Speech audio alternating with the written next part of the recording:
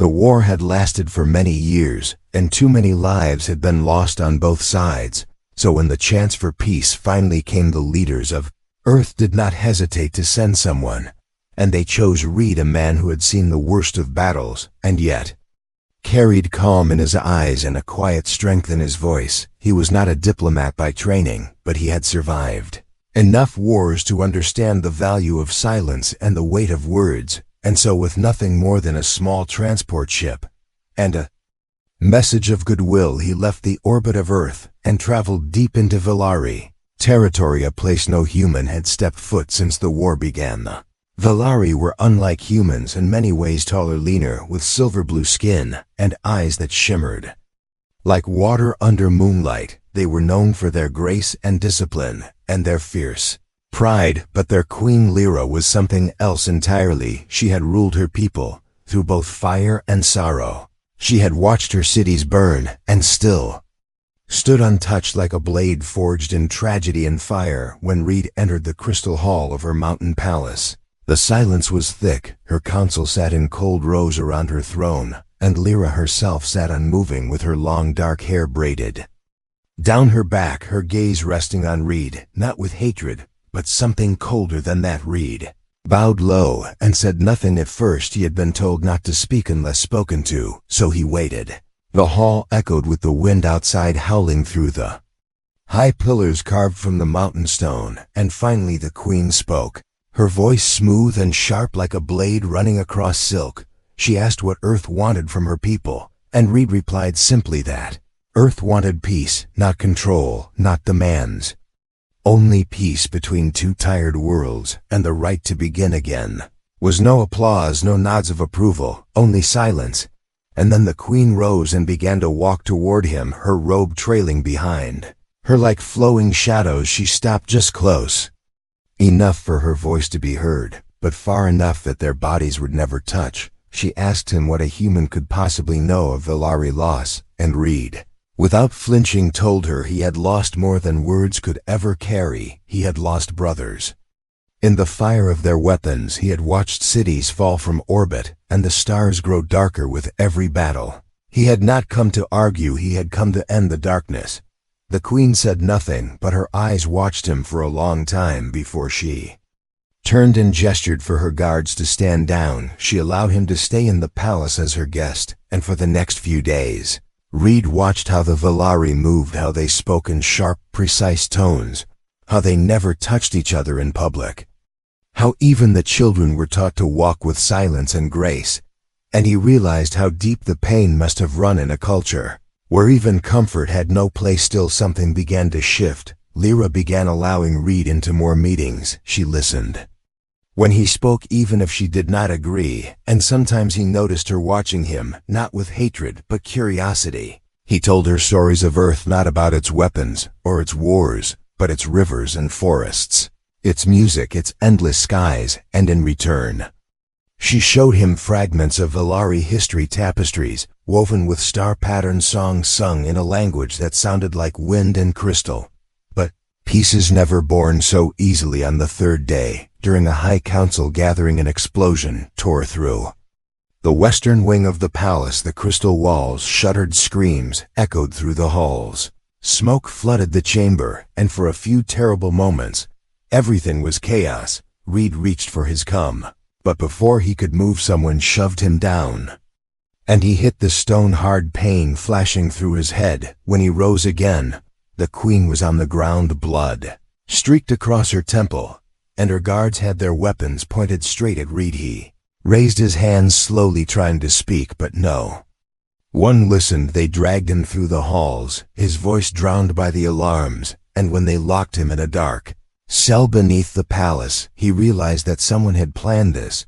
Someone had known exactly when to strike, and made sure it would look like it was him. He did not sleep that night, the cold of the stone floor biting into his skin, the voices of guards above echoing with suspicion and fear. But worse than the pain and the cold was the silence from the queen, the silence that weighed heavier than chains. Hours passed, maybe more, before the door creaked open, and she stepped in alone, her robes no longer perfect, her hair loose, her wound still fresh and red on her face. She looked at him not with fire but with betrayal, something quiet, something deep, and when she finally spoke her voice was not loud, but it carried more power than a shout. You came here asking for peace.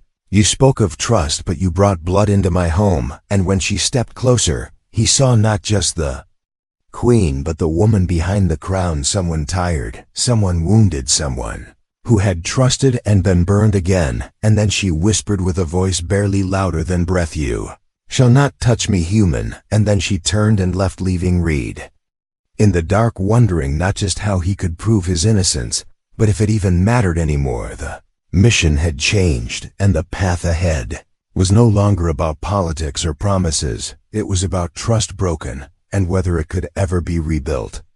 In a place where every wound bled in silence, the cell was narrow and cold, made from stone that held no warmth, and the dim blue light above flickered like it might die any second.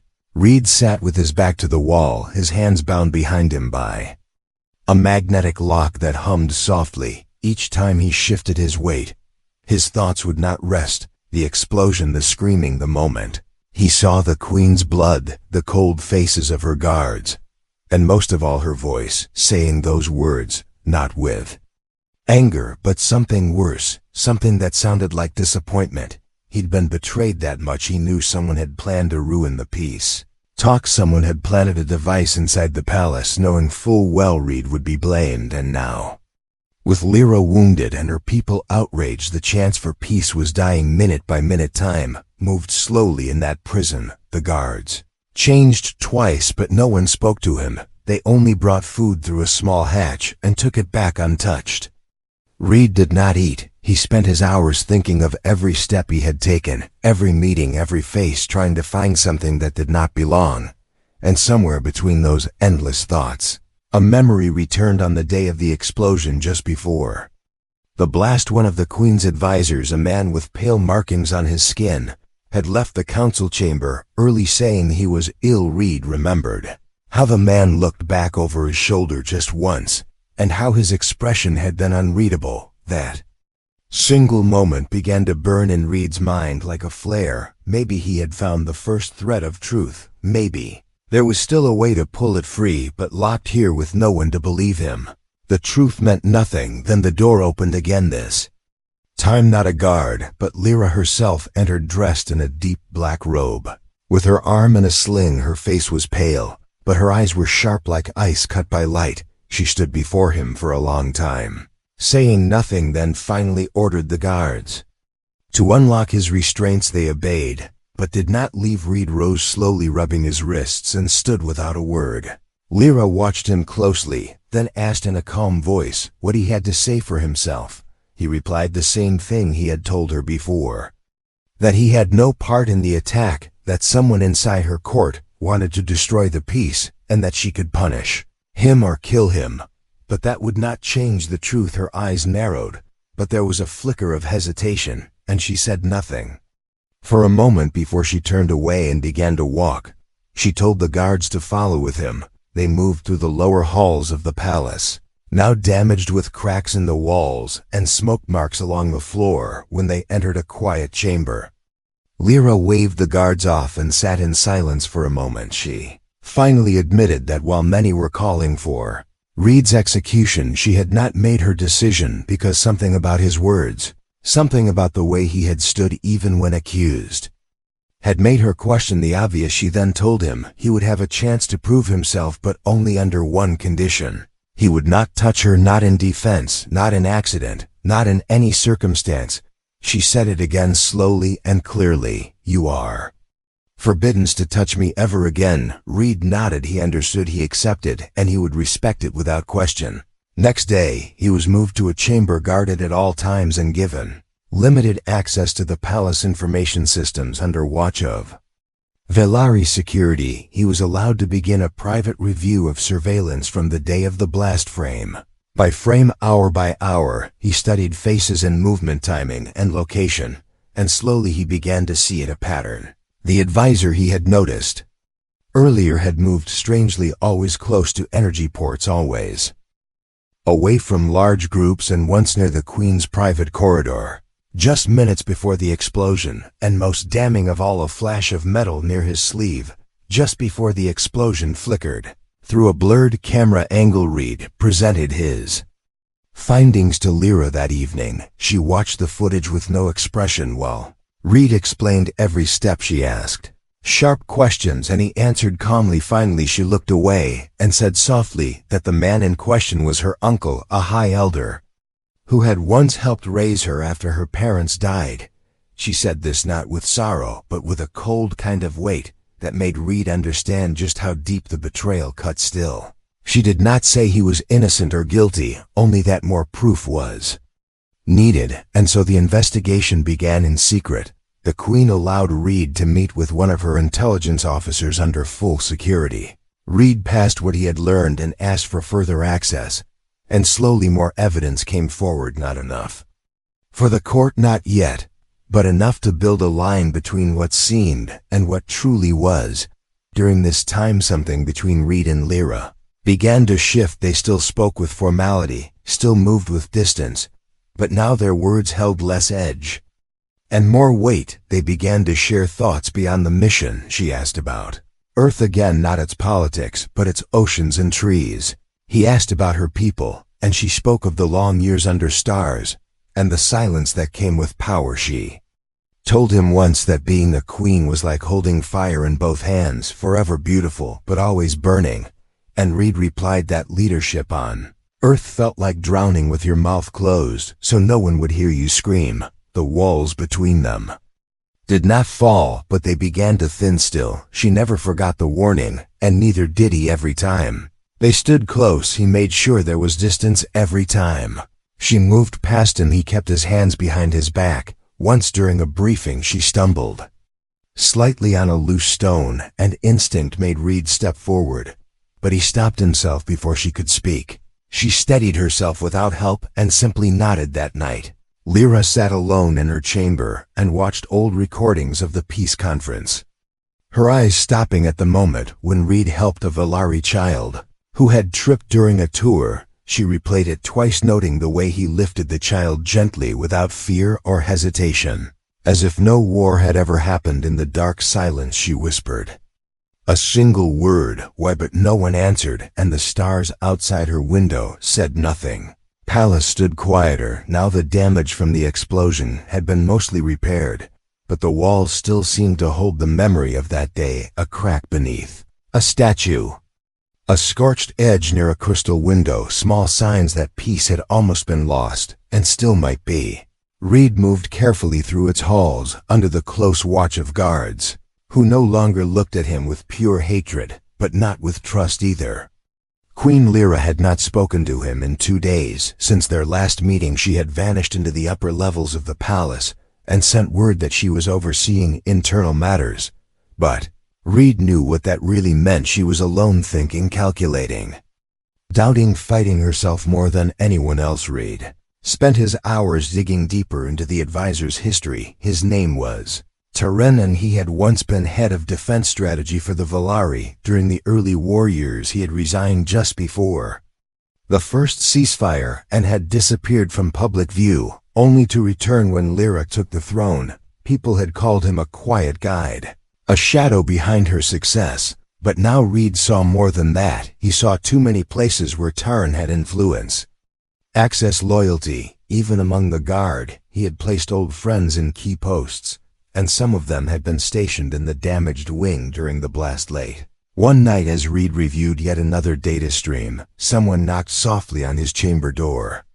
It opened before he could answer, and a young Valari woman stepped inside. She wore the uniform of a security analyst, but her eyes shifted like she wasn't used to lying. She told Reed that she had been sent by someone loyal to Lyra, someone who believed him and wanted to help. Before he could ask her name, she handed him a crystal drive and told him to use it carefully, then turned and left without another word. Reed plugged the drive into the terminal, and what he saw changed everything.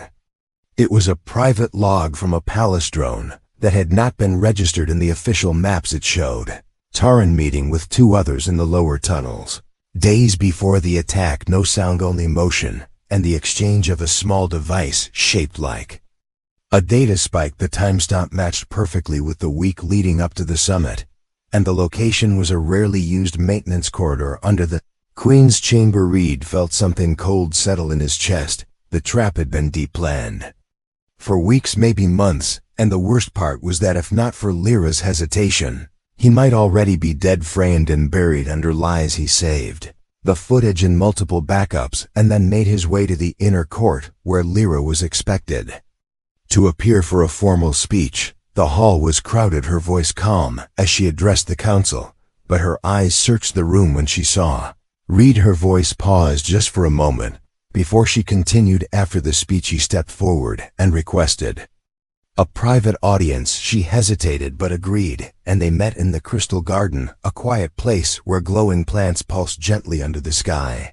Reed showed her the footage and explained everything he had found. She watched with her arms folded, her face unmoving, but her eyes burned cold. When the footage ended, she looked away for a long moment, then spoke slowly, as if every word carried weight. She told Reed that Terrain had been the last of her blood family, the only person who had never lied to her, or so she thought, and now she had no proof strong enough for an open accusation, but enough to see the truth. Still, there was danger in acting too soon. Her counsel was divided, her enemies silent, but waiting, and if she accused without full support, she could lose more than just the court. She could lose her people. Reed understood, and told her that they needed more proof. They needed a trail that could not be denied, and the only way to get it was from within.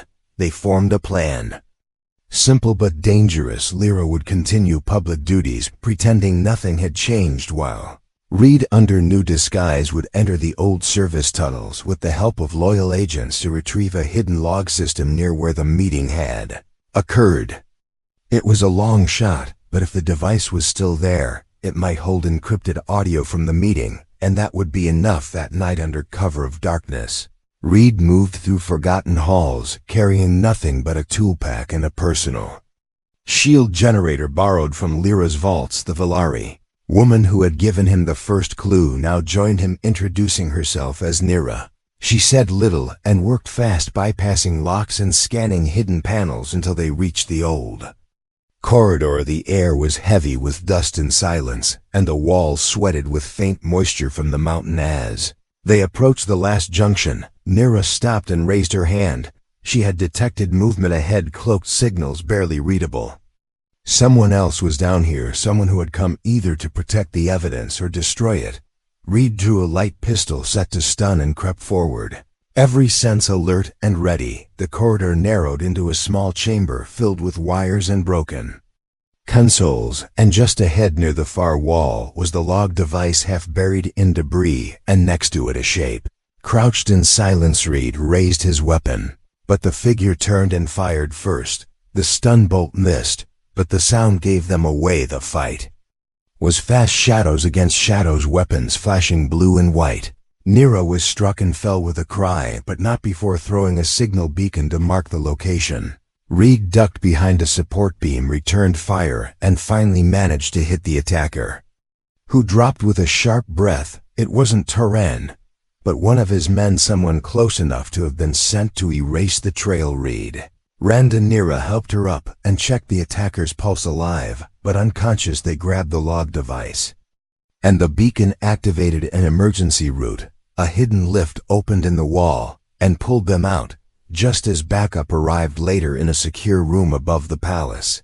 Lyra listened to the decrypted audio, and her face went pale. The voices were clear. Turan and two others discussing the plan, not just to frame Reed, but to destabilize her rule and push the council into total war. The truth was undeniable now, and she knew what had to be done. She thanked Reed for bringing the truth to light, but her voice was distant and quiet, and before she left the room she turned back once and spoke in that same low voice. "You still may not touch me, human, but I no longer wish for your silence."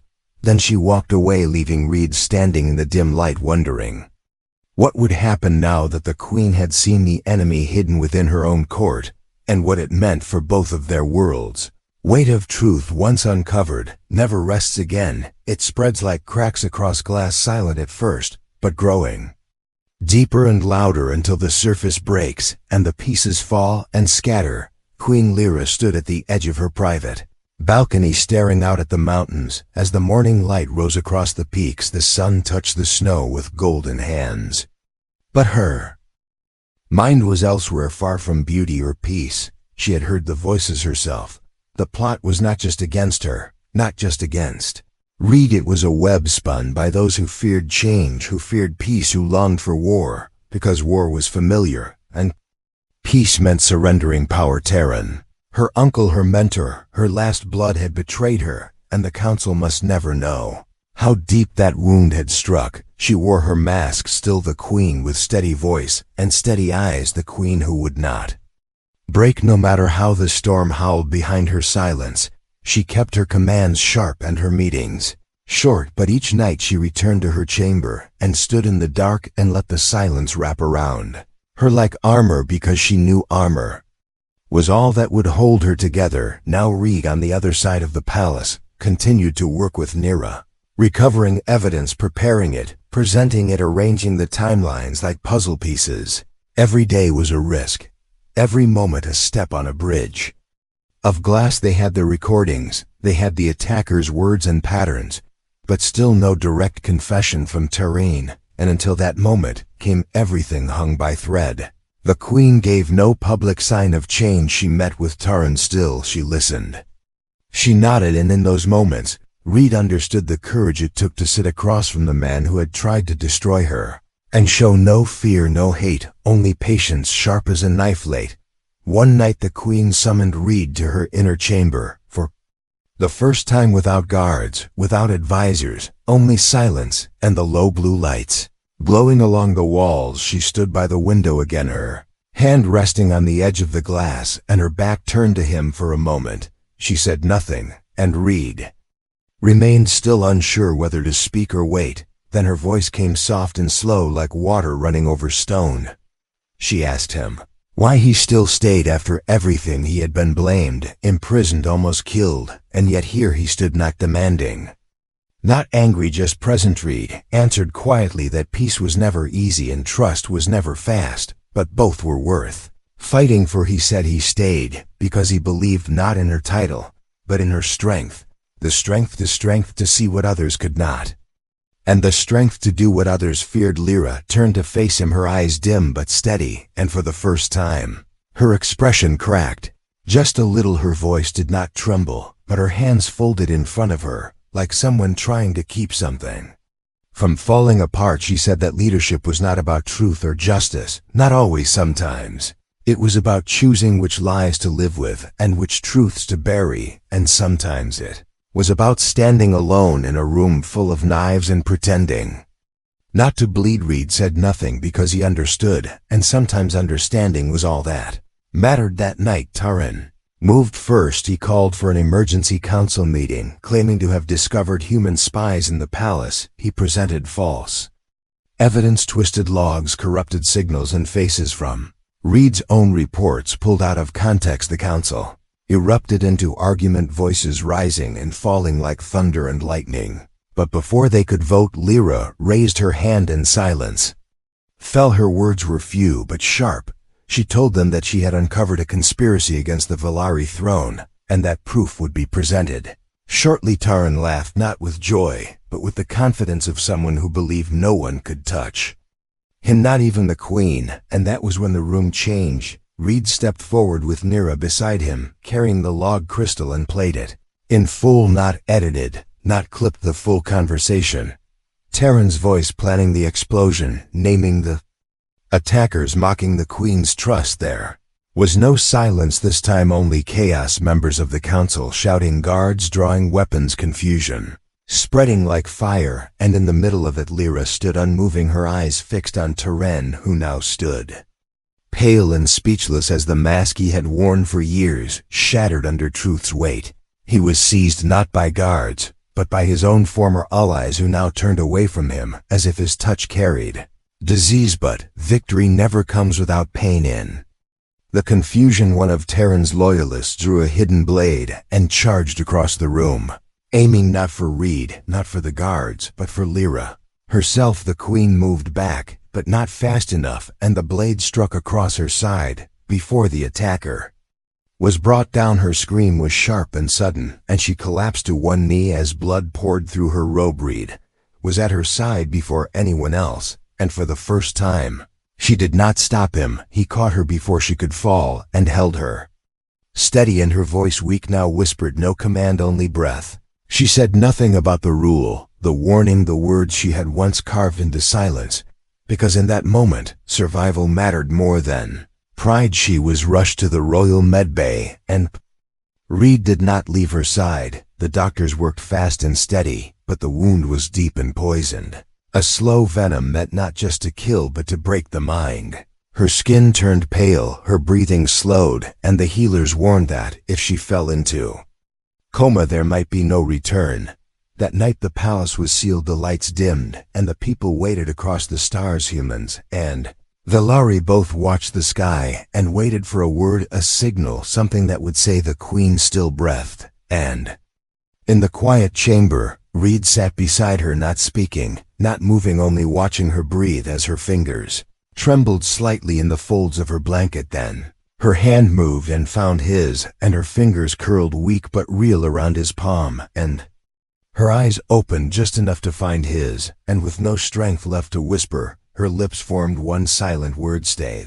Mountain winds outside the palace roared against the ancient walls like restless spirits, but inside the queen's chamber silence ruled. Her body lay still on the healing bed, her breath shallow, her skin cold, but her hand still held Reed's, as if something in her knew. The storm had not yet passed. Her people waited in fear and confusion. Many had heard whispers about the betrayal. Many had seen the footage. Many now questioned everything they had once believed. Tareen, the trusted, Tareen the honored, had fallen, and the queen had been wounded, not on the battlefield, but in her own court, among those who were meant to protect her. Reed had not left her side since that moment. He remained there, hour after hour, not speaking, unless spoken to, not touching, unless her fingers found his again. He watched the monitors, he listened to the healers, he answered the guards and councilmen, who came with questions and fear, but most of all he watched her eyes, waiting for the light to return. And when it finally did, came not with warning, but like the slow breaking of dawn. Her fingers twitched, her eyelids shifted, her breath grew deeper. And then her voice came soft and hoarse, asking for water. The chamber filled with movement.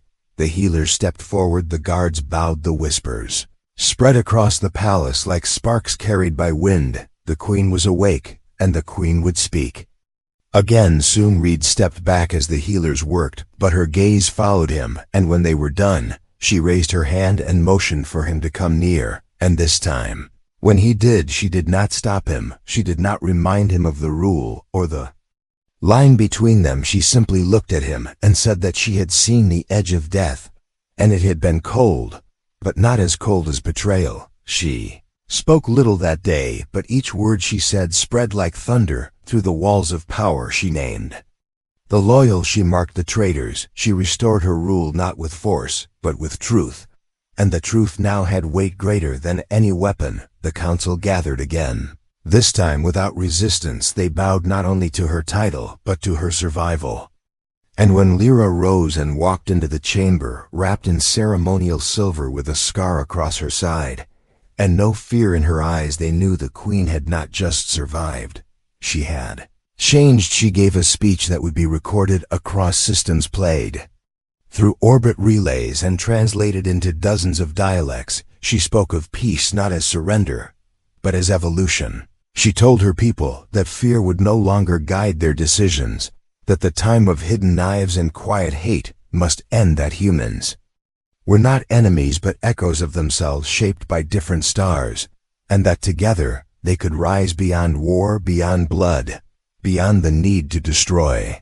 What they did not understand, Reed stood beside her through it all, not as a hero, not as a savior, just as a man who had chosen to stay when he had every reason to leave.